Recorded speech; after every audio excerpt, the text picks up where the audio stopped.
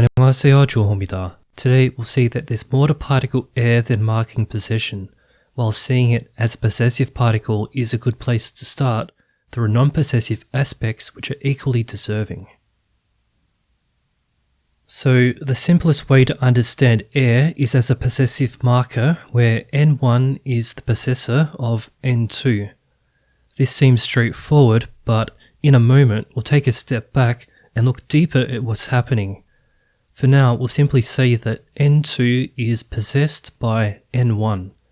However, air is also used when no possession is involved.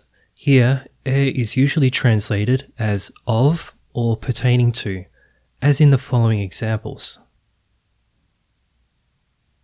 With these examples, we can see that the pattern can be translated to x of y. It isn't too difficult to see how music's angel relates to angel of music. For this reason, describing air as a possessive particle is a good place to start. However, it's a bad place to finish because there's a semantic difference between A, music's angel, and B, angel of music. In A, the angel is possessed by music, and in B, being musical or specializing in music is an attribute of the angel. Looking further at air, we see that there are examples where the x of y translation doesn't work, as in the following. Note that the use of air in these cases is limited in spoken use.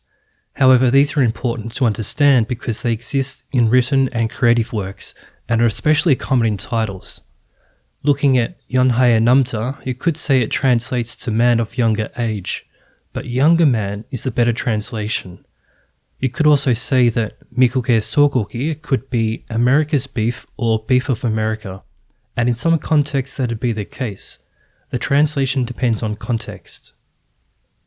In A, the beef is denoted as possessed by America. In B, the beef is representative of American produce. In C, the beef is denoted as being sourced or imported from America. While these differences are subtle, they're important differences from an interpretation standpoint. When talking about mad cow disease, for instance, the speaker could use C to talk about meat sourced from America. Notice here that air semantically denotes origin rather than possession, and in fact particle air is something other than a possession marker. The point of these examples is to illustrate that N1 seemingly modifies N2. What does that mean? Consider the following. Here, the first noun, for young age, modifies the second noun, man. That is, the first noun changes the meaning of the phrase. We could say older man, and in that case, get a different picture altogether.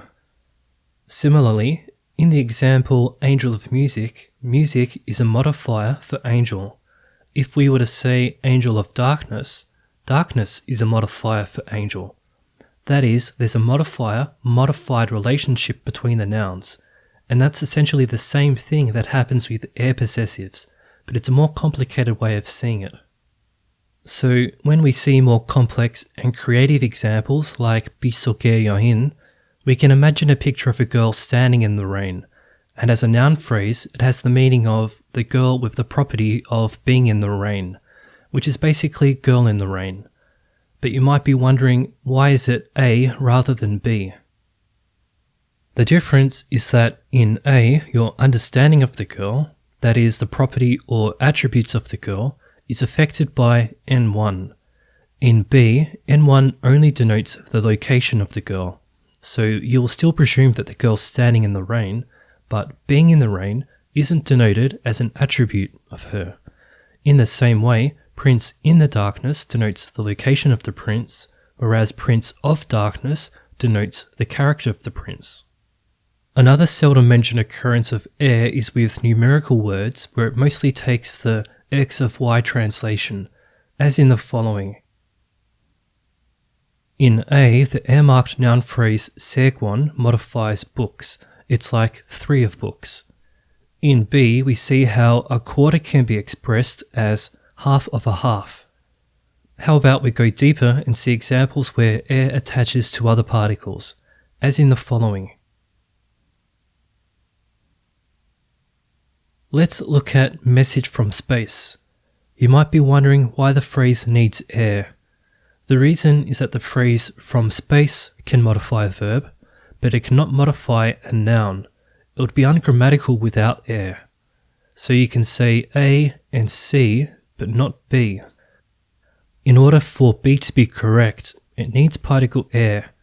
We can see that message is modified by from space, but that doesn't really explain why air is needed. In this case, air is used to link nouns. Specifically, air functions to link the prepositional phrase with the noun. Similarly, in order to say weekend in Jeju, particle air is needed to create a noun phrase which can be used as a syntactic unit. Here we see that particle air can be used to link nouns together to create blocks to build sentences from. For example, we could take music of the night and use this syntactic unit to build sentences, such as the following. In A and B, the noun phrase acts as objects in the sentences.